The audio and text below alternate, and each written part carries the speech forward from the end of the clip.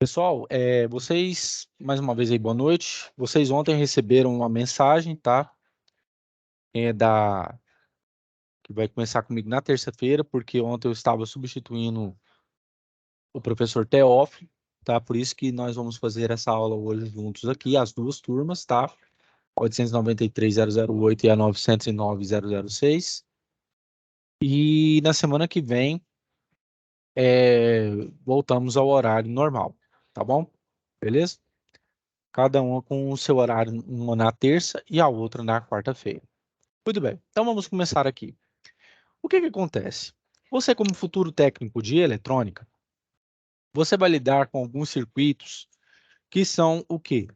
Eletrônicos. Pode parecer uma redundância, mas o caso é o seguinte, que hoje em dia não existem mais circuitos tão somente elétricos, mas existem também circuitos eletroeletrônicos, e todos eles são comandados, hoje em dia, por microcontroladores e microprocessadores, tá ok? Então, nós vamos ver essa questão aqui e agora. Os microcontroladores. Vamos fazer um apanhado histórico, tá? Um conceito de microcontrolador, quais os tipos de memória, as arquiteturas que deram maior robustez, que foram de von Neumann e depois de Harvard, a introdução à família PIC e a introdução ao Arduino, tá ok? Esses dois aqui são o que nós mais utilizamos como microcontroladores. Muito bem, historicamente, perdão, historicamente, os circuitos, eles foram sendo desenvolvidos justamente para o quê? Para atender uma necessidade de tirar o trabalho da força humana para simplesmente o quê? Garantir o pleno funcionamento de máquinas e equipamentos. Como vocês vão ver aqui comigo, eu tenho aqui no meu histórico algumas coisas que foram pertinentes a essa parte que eu vou mostrar aqui para vocês. O primeiro, posso dizer microcontrolado, vem a partir da parte matemática. Vocês estão vendo aqui, pessoal? Essa parte aqui? Eu só para ilustrar aqui para vocês. Vocês estão vendo? Sim ou não? Tá vendo? Sim. Beleza. O que que acontece? Historicamente, a primeira parte que nós vamos mexer tem a ver com posso dizer, o surgimento da matemática. O ábaco, esse instrumento aqui, ele veio justamente através dos povos babilônicos e que tinha como fundamento o quê? Ô Fazer Paulo, a... Sim, pois não. fecha só essa aba aí, ó, que tá atrapalhando. Ah, esse aqui? A gravação foi iniciada. Tá pegando Ainda bem no meio da tela. tá no meio da tela? Vixe, eu fechei aqui. Ainda tá aparecendo? Tá. Aí, engraçado. Não tá aparecendo, não. Apareceu de novo aí agora ou sumiu, pessoal? Sumiu. Sumiu? Então, beleza. Então, o que acontece? O ábaco, ele era um instrumento utilizado primeiramente pelos babilônicos, depois pelos fenícios, em que cada unidade aqui representava uma casa decimal. O objetivo era fazer as contas bem mais rápido do que passar para o papel e também para a caneta, e também agilizar os processos de tomada de decisão. Como, por exemplo, o meu estoque aqui está em falta, eu preciso comprar tantos, então usavam o ábaco para isso. Então, o que acontece? Esse instrumento ainda é utilizado hoje em dia. Muito raramente, mas ainda é utilizado. Nós temos o octograma chinês, também que tinha esse papel, essa finalidade, que era trazer o quê? Trazer em resposta as diversas e complexas partes matemáticas que estavam sendo utilizadas. Em 1614, veio o quê? Já veio a tabela de logaritmos. Para quem não lembra, o que que eu tenho? Eu tenho uma parte matemática que nós chamamos de funções exponenciais. Eu vou mostrar aqui para vocês. O que que é uma função exponencial? Uma função exponencial nada mais é do que uma função cujo expoente é o valor que eu quero determinar. Por exemplo, se eu tenho uma função exponencial do tipo 2 elevado a x. Isso aqui é uma função exponencial, onde o meu x é que vai determinar, através da minha base 2, o quanto de algarismos, ou então qual o valor que eu quero determinar que eu vou achar. Por exemplo, se eu tenho 2 elevado a x, isso aqui é igual a 1024,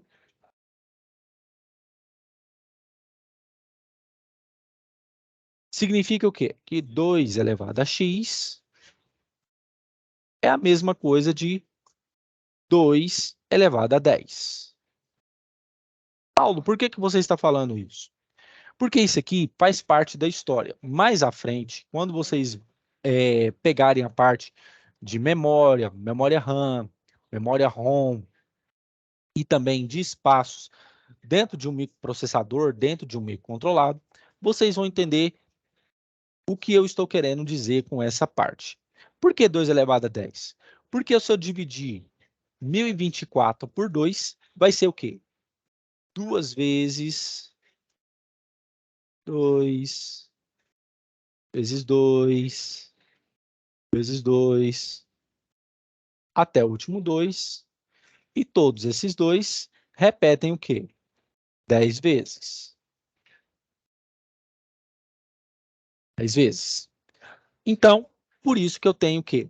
Eu tenho que ter essa consciência. Eu tenho que ter essa percepção. Mas, professor, por que eu tenho que ter isso?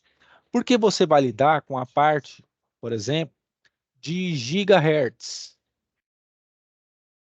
que é frequência, que são os pulsos de clock. E giga é o quê? É 10 elevado a 9 vezes.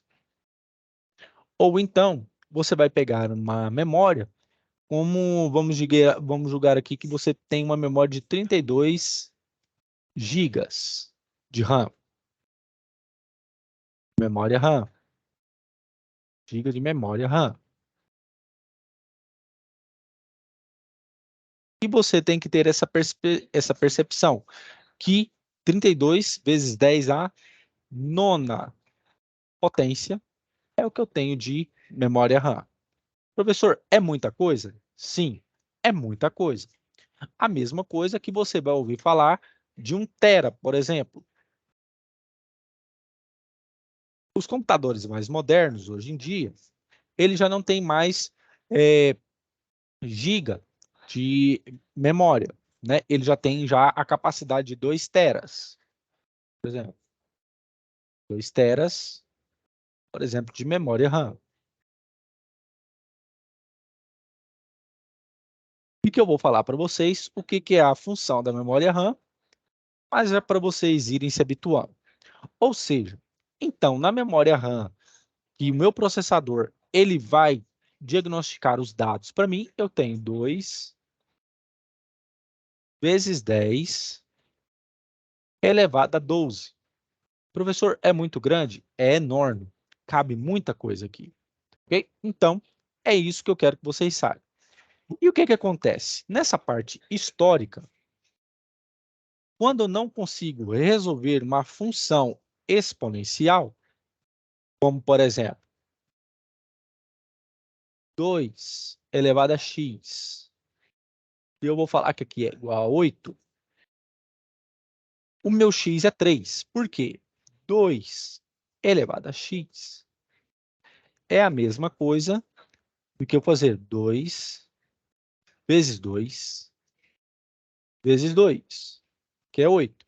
Pois 2 vezes 2 é 4. Vezes 2 é 8. Então, 2 elevado a x é igual a 8. E é igual a 2 elevado à terceira. E como a minha base aqui é a mesma, 2 elevado a x é igual a 2 elevado ao cubo, o meu x, que me garante essa solução, é igual a 3. Isso aqui é uma função exponencial,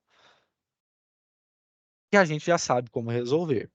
Agora, existem equações exponenciais que nós não conseguimos resolver. Por exemplo, eu vou falar que aqui é 2 elevado a x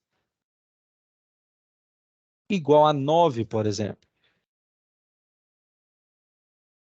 Eu sei que 9 não é divisível por 2. Ele não tem resto zero e ele não tem um divisor o quê? Inteiro. Então, como que eu faço? Neste caso, 2 elevado a x. 9, eu posso falar que é 3 vezes 3, que dá 9. Ou 3 elevado o quê? Ao quadrado. Pois muito bem. Como você viu aqui nesse exemplo, a minha base aqui é 2 e a minha base aqui é 3. Não tem como eu fazer a mesma coisa quando eu tenho bases iguais. Como que eu faço? Eu utilizo o logaritmo, que é o log de 2 elevado a x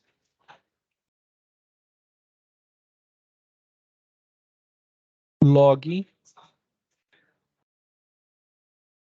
de 3 elevado ao quadrado.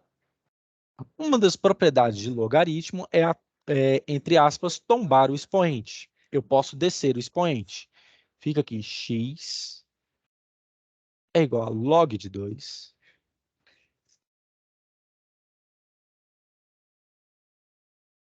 e aqui 2 log de 3.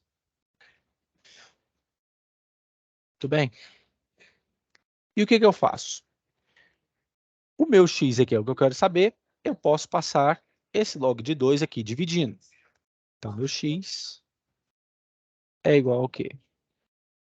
2 log de 3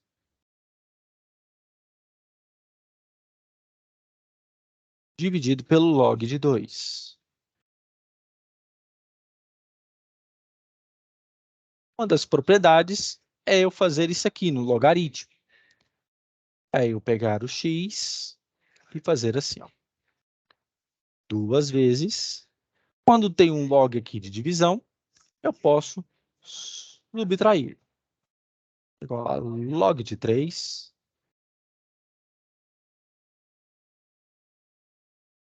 menos log de 2.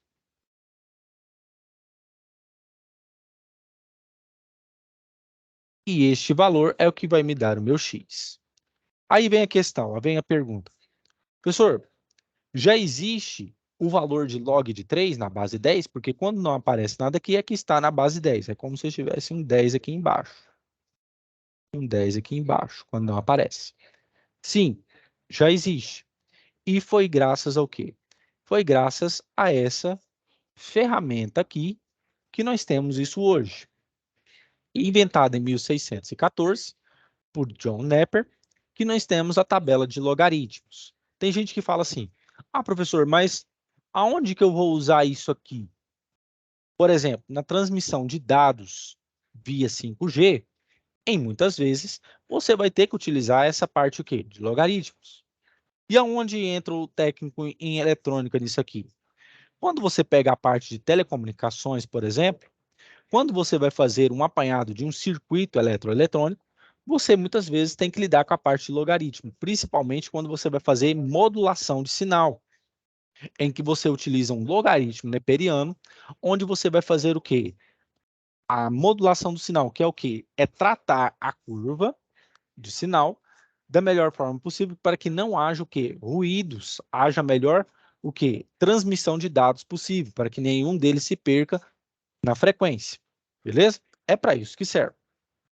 Outro ponto em questão até chegarmos nós fomos é a questão do relógio de calcular.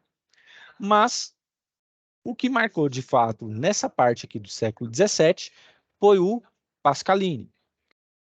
Vocês vão ouvir falar muito daqui por diante sobre algumas linguagens de computador, linguagens de programação que nós falamos. Nós temos o Assembly, nós temos a linguagem C, linguagem C++, Fortran, Python e também temos a linguagem Pascal. Quando alguém falar para você assim, professor, o que é uma linguagem de alto nível e o que é uma linguagem de baixo nível? Por exemplo, Assembly, que nós utilizamos e chamamos de linguagem de máquina, ela é uma linguagem de baixo nível. Por quê? Ela é uma linguagem onde simplesmente você não interage com o seu usuário. Já a linguagem C e a linguagem Python já são linguagens de alto nível. Por quê? Você tem que fazer uma série de indentações, que é arrumar o código, em que cada passo ele tem que estar conectado a um outro, como, por exemplo, pilha, ou você fazer uma fila, por exemplo. Outro ponto em questão que é uma linguagem de alto nível. Você está interagindo. Quando você termina de fazer o código, por exemplo, em que o circuito vai ler aquele código, você pode fazer tipo um caixa eletrônico. Podemos citar aqui, por exemplo, um caixa eletrônico. A linguagem que é utilizada no caixa eletrônico é uma linguagem de alto nível. Você vai, aciona o caixa eletrônico e lá fala: qual é o tipo de banco que você está utilizando? Ele está perguntando para você. O meu caso é Banco Itaú. Então, insira o cartão. Ele está interagindo com você. Quando isso acontece, é o que nós chamamos de linguagem de alto nível. Ok? Muito bem. E um outro ponto que melhorou também substancialmente a questão, até nós chegarmos onde nós temos hoje, foi o quê? Foi a calculadora de Leibniz. Essa calculadora que você vê aí nos supermercados, nas farmácias, que você tem no seu celular, começou pela calculadora de Leibniz. Entretanto, todavia, essa calculadora aqui, ela demorava, por causa da época também, consideráveis o quê? Grandes frações de minutos para fazer o cálculo. Coisa que você vê hoje em nanosegundos, ok? Então, vamos mais adiante.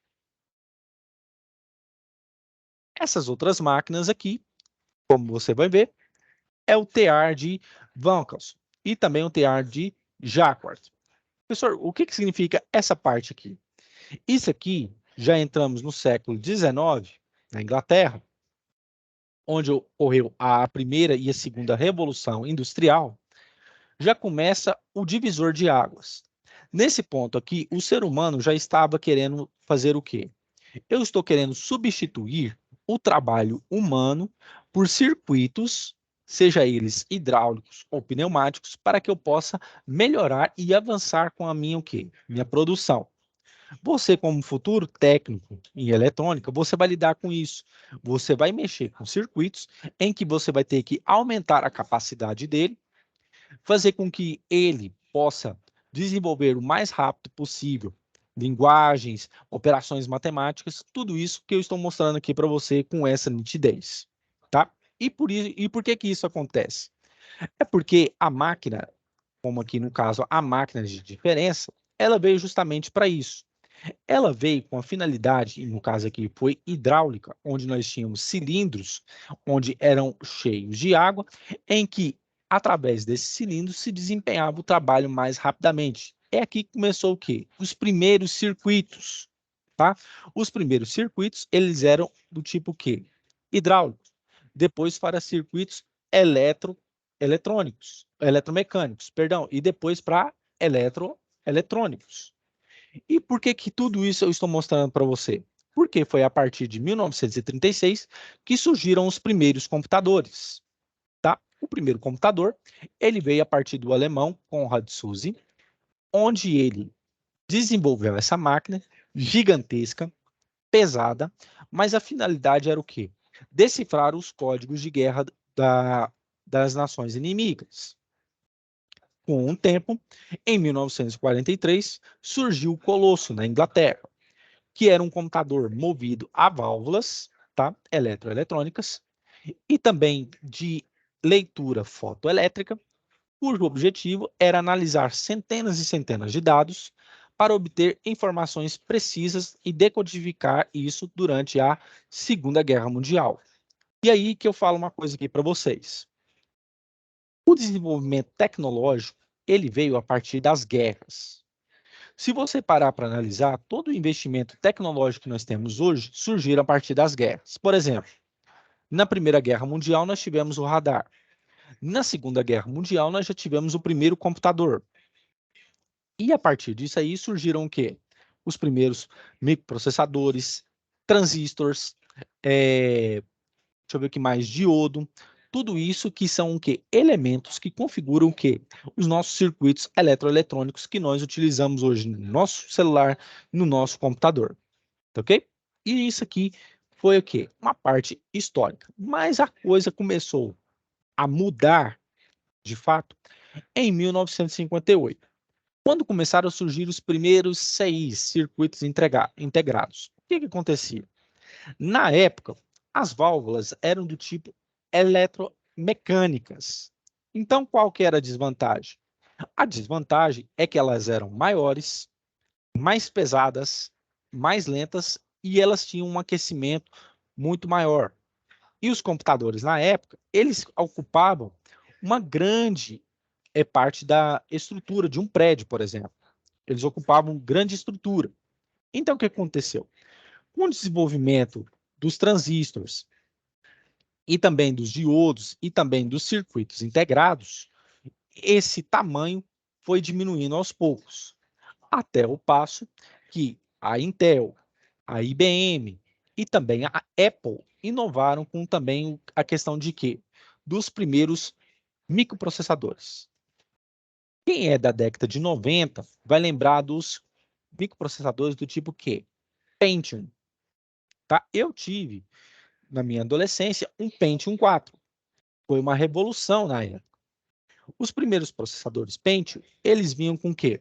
Eles já vinham com leitura mais dinamizada, com maior fluxo de bits, eles tinham maiores circuitos com relação a transistores, eles amplificavam a tensão, tinha barramento de dados, barramento de endereços, coisa que os outros, o quê? Processadores já não tinham. E foi a partir desse desenvolvimento que nós vamos aqui, que surgiram os quê?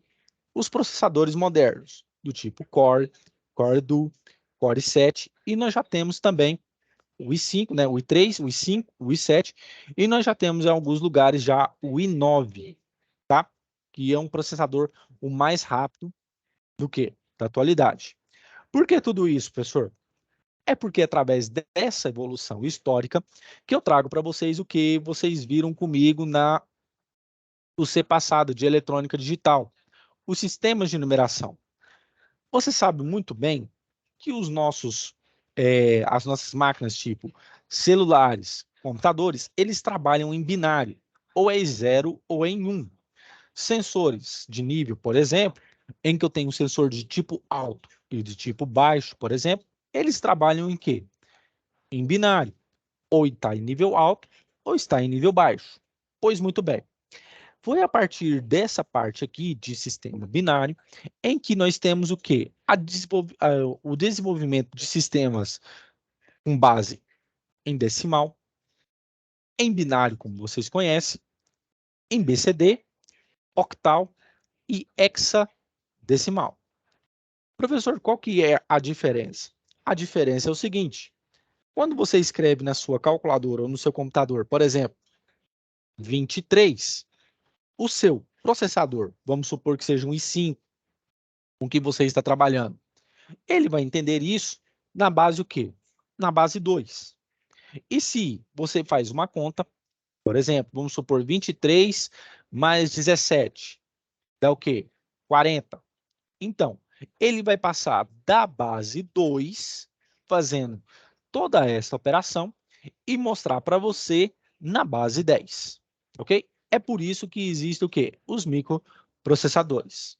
E vamos voltar aqui à nossa parte, beleza? Então, foi a partir do desenvolvimento da matemática que começou a ter o quê? A integração e o desenvolvimento dos primeiros o quê? Computadores e dos primeiros processadores, ok?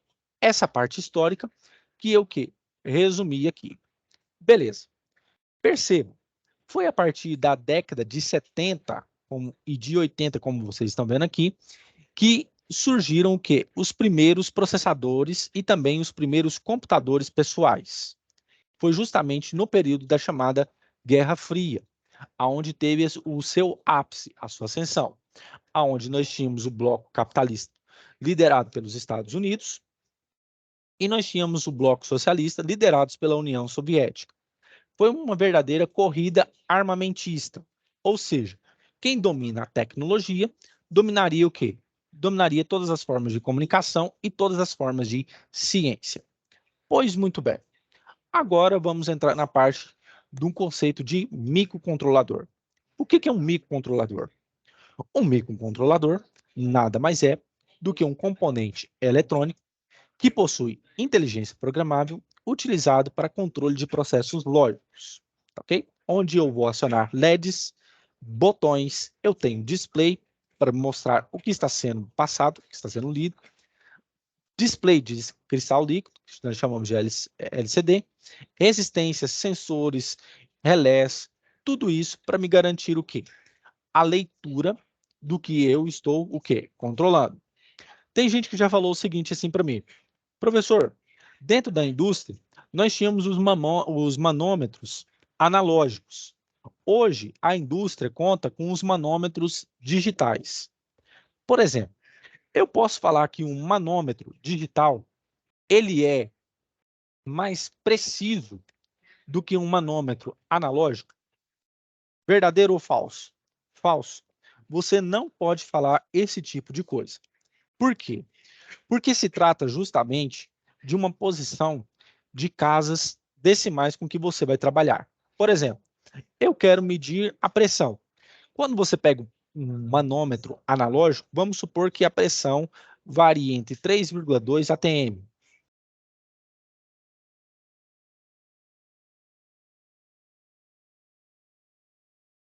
E no manômetro digital, vamos supor que ela varie entre 3,178, por exemplo. A leitura é a mesma. Mas o que acontece? Acontece que o manômetro digital, neste caso que eu estou elucidando aqui para vocês, ele apresenta as 3 casas decimais antes do arredondamento, como você colocou aqui no manômetro que analógico. Então, não é verdade você falar que um componente analógico é melhor que o digital ou que o digital é melhor que o analógico. Todavia, entretanto, você pode observar que hoje em dia nós estamos o quê? Nos tornando cada vez mais o quê? Digitais.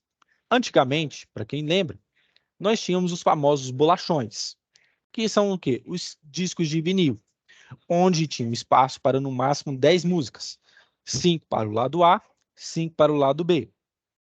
E o que aconteceu? O que acontece é o seguinte, você tem dentro de um estúdio uma fita eletromagnética, onde você gravava primeiro a voz e depois colocava os instrumentos dentro. E depois fazia a mixagem, que era o quê? É você pegar os efeitos, é você pegar os instrumentos elétricos, os instrumentos e colocar em companhia com a voz. E a voz seguir o quê? O acompanhamento dos instrumentos. Pois bem, hoje em dia não é mais assim. Hoje em dia você tem a faixa digital, onde você o quê?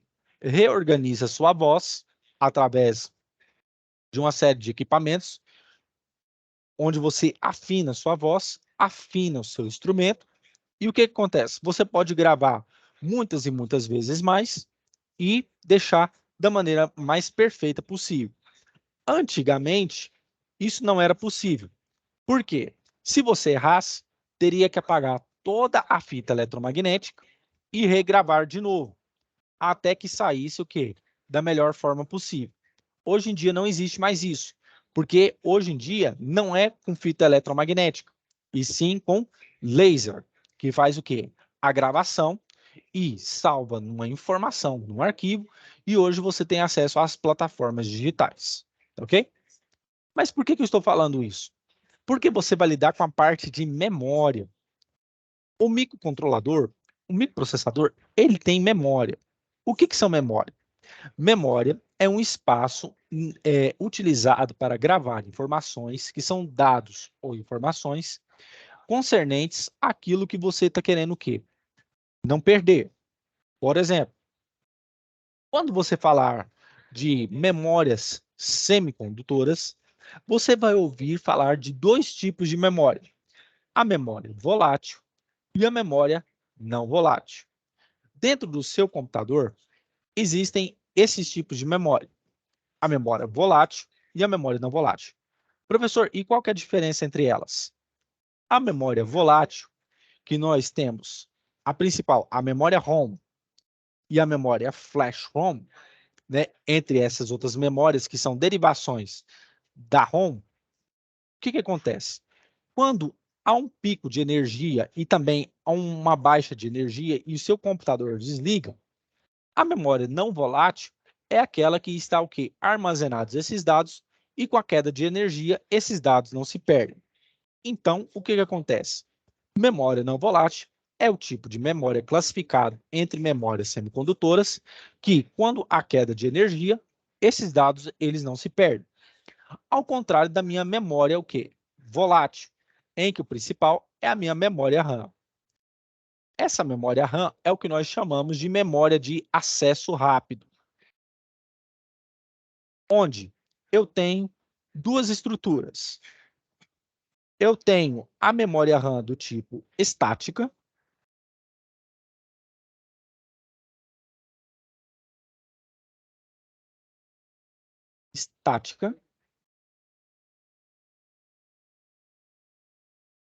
e a memória do tipo dinâmica.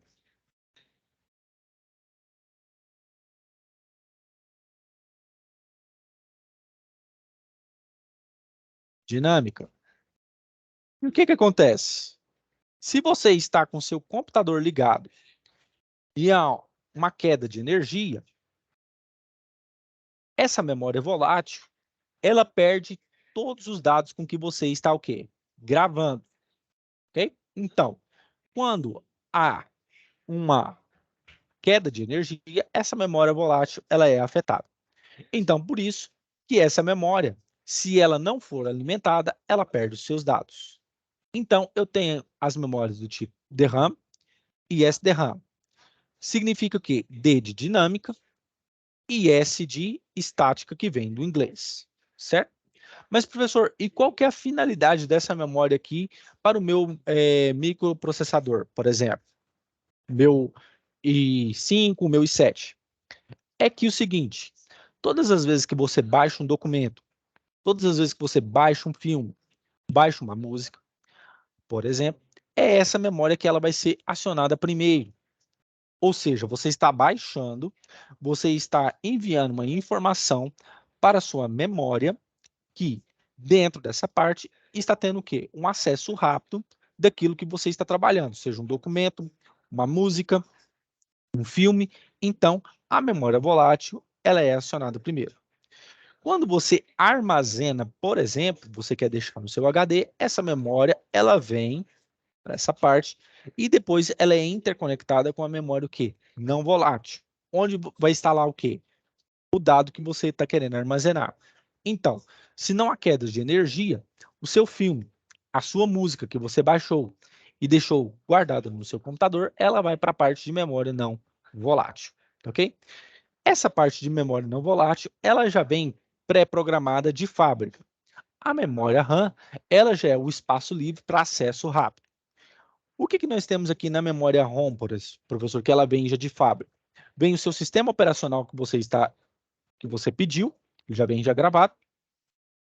Vem também os arquivos pertinentes como configuração, como impressora, por exemplo, que você pode já deixar já pré-gravado, ou então dos aplicativos que você usa, ou então de editores, como PowerPoint, Excel, Word, tudo isso já vem gravado já de antemão com a memória ROM hoje em dia.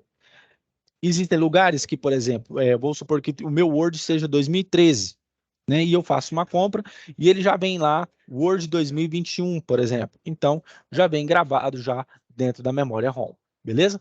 Pessoal, alguma dúvida até aqui, sim ou não?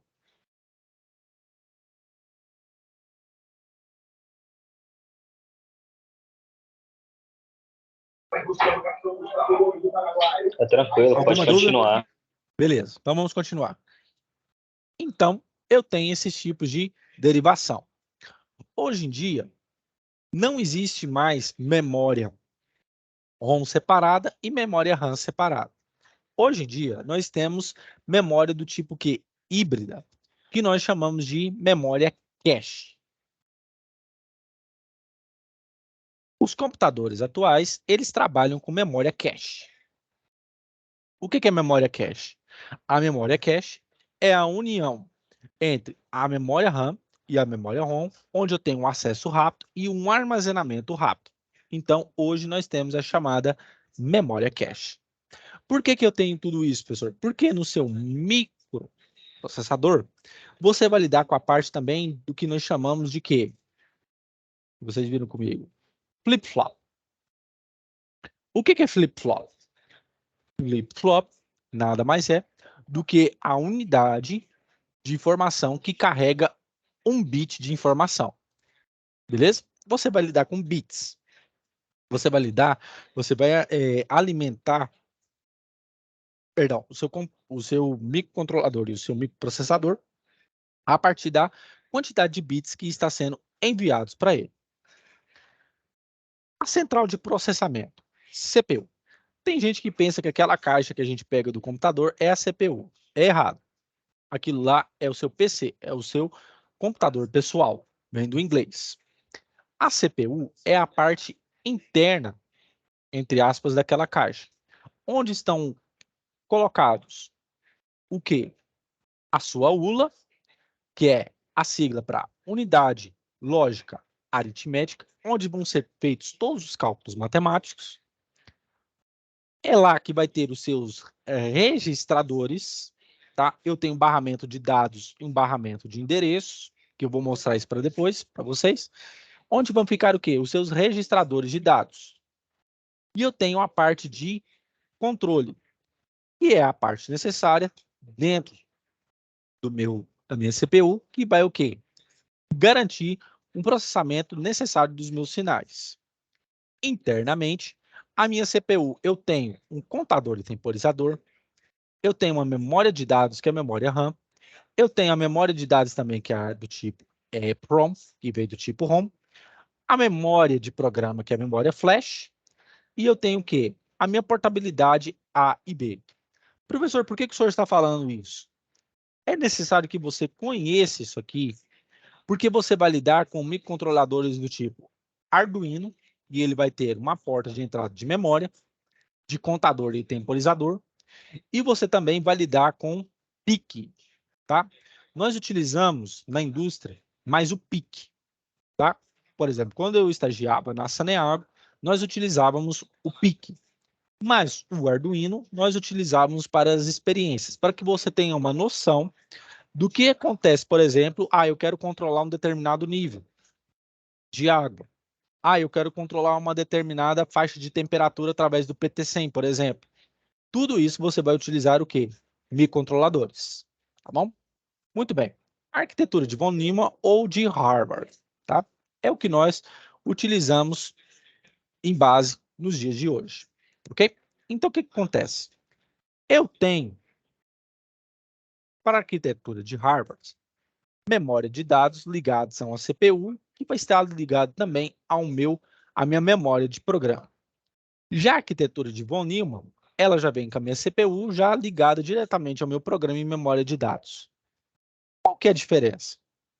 A diferença é que dentro do meu microprocessador, eu tenho barramento de dados e o barramento de endereços. Professor, o que é isso? Quando você pegar o datasheet de um microcontrolador, você vai ver lá, entrada 5 volts, saída 0 volts, grounds. Você vai ver lá, entre aspas, os dentinhos do controlador, a parte de memória, a entrada digital, a entrada analógica, e tudo isso reflete na arquitetura que foi construída ao longo do tempo. Na arquitetura de Harvard, nós tínhamos o quê? A memória de dados dividindo o mesmo espaço com a memória de programa com a CPU. Passava-se muito mais tempo para fazer essa leitura de dados. Já na arquitetura de von Neumann, esses dados já vão ser o quê? Mais rápidos. Então, o que acontece? O Arduino que você vê hoje, o PIC que você vê hoje, vem a partir do quê? Da arquitetura de von Neumann, onde esses dados que você vai enviar, por exemplo, eu quero digitar aqui, você está fazendo uma experiência aqui, vamos supor, um laboratório, e você quer ver que, eu quero que o meu nível máximo seja de 120 litros, nesse aqui, beleza. Então, necessariamente, não precisava de passar aqui pela memória de dados para que a CPU lesse, para que depois viesse para a memória de programa. Hoje não. Hoje já vai da CPU, quando você já programa, e já vai ler os dados e já vai automaticamente, em velocidade quase que em nanômetros por segundo, para garantir o quê? Garantir que aquele nível é o que você está controlando dentro do seu processador. Arquitetura RISC e arquitetura CISC. Professor, quais são essas duas diferenças? A arquitetura RISC, ela vem do inglês de Sistema de Informações Simples. A arquitetura do tipo CISC, ela vem do tipo quê? Também análise de informações, mas do tipo quê? Complexa. Qual que é a diferença? A diferença é que a arquitetura do tipo CISC, ela é mais complexa. Ela vem a partir das arquiteturas de von Neumann. A arquitetura de von Neumann, ela já vem a partir de computadores muito específicos. Quando eu fui no Instituto Militar de Engenharia esse ano, eles têm um supercomputador lá que eles fazem o cálculo de mais ou menos 2 trilhões de dados por segundo. É muito rápido. Então, a arquitetura que era e é utilizada nesse supercomputador é do tipo que? Von Neumann. Já a arquitetura do tipo RISC é o que nós utilizamos para instruções de microcontroladores do tipo PIC, por exemplo. Tá? Ou do tipo que? Arduino, onde eu vou transmitir um dado, ele vai codificar, ler esse dado e passar adiante para o processamento. Então, eu tenho esse tipo de microcontrolador. Eu tenho um tipo da família PIC. Professor, qual que é a importância do PIC para a indústria? O PIC, ele tem a vantagem de que quando você pega esse microcontrolador, esse CI, você faz o quê? Você limpa toda a memória de dados que ele tem, tá? Você faz uma varredura e você pode programar em C, C++, Fortran, Pascal, e assim, aquilo que você programar é o que ele vai executar. Entre outras coisas, ele é industrial e ele também é barato. Quando eu estagiava na Ceneago aqui, nós utilizávamos já a versão de 14 bits. Hoje já deve utilizar de 16 bits, ou seja, em 1 segundo é transmitido a faixa de 14 ou de 16 bits. Ok?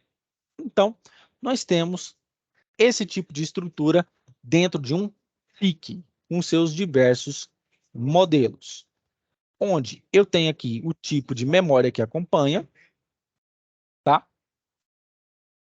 O tipo de memória RAM, o espaço que vai vir em bytes, lembrando que 1 byte é o que? São 8 bits.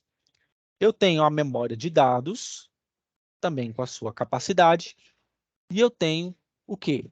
A máxima frequência do ciclo de clock que ele vai fazer. Quando eu estava lá, estava vendo uma transição do PIC do tipo 14 e nós já tínhamos comprado já para experimentar o PIC do tipo 16. E nós utilizávamos aqui em Goiânia esse tipo de PIC, enquanto que em algumas cidades do interior nós utilizávamos esse tipo aqui. Mas, professor, por que a diferença? Porque quando eu estava lá, nós não precisávamos de uma frequência muito alta para acionar uma bomba, por exemplo, para encher um poço, tá? Porque a cidade era pequena, a cidade tinha 50 mil habitantes, às vezes 20 mil habitantes, ou às vezes até um povoado que era ligado a alguma cidade e tinha 3 mil habitantes. Então, a bomba, o motor já era pequeno, a bomba já era pequena, e não precisávamos de um ciclo de clock tão alto. No caso aqui de Goiânia, Aparecida e outras cidades que a Saneago atendia, nós precisávamos de uma frequência um pouco mais rápida. Nós precisávamos de quê? Uma frequência em megahertz um pouco maior. E também uma informação, um tratamento de dados um pouco maior também. Então, nós já utilizávamos o quê? A memória do tipo flash. E é o quê? Já é um pouco mais voltado o quê? É uma memória híbrida, mas ela tinha mais conteúdos da memória ROM do que da memória RAM. Beleza. Esses são alguns atributos do PIC, tá? Um microcontrolador com 40 pinos, bem fácil de montar, tem 15 interrupções e assim por diante. 5 portas de entrada e saída com 35 instruções, tensão de operação entre 3 e 5 volts, 8 canais de entrada de conversão de analógico para digital e por aí afora. E aqui nós temos a pinagem do PIC, tá? Onde nós temos aqui os 40 pinos, tá? Em que cada um tem a sua porta de entrada, a sua tensão de entrada e de saída, tá ok? Então, tudo isso aqui nós trabalhávamos com o PIC. Bom, pessoal, eu vou terminar por agora, tá? Estamos quase fazendo 3 minutos para o fim da nossa aula. Se vocês tiverem alguma dúvida, vocês querem perguntar alguma coisa? Tá tudo entendido até aqui? Todos entenderam até aqui? Pessoal, sim ou não? Sim. Sim? Continuar, tá de boa. Beleza. Então é o seguinte, eu peço para que vocês anotem, para que na próxima aula eu já fale também sobre PIC e vou falar sobre Arduino.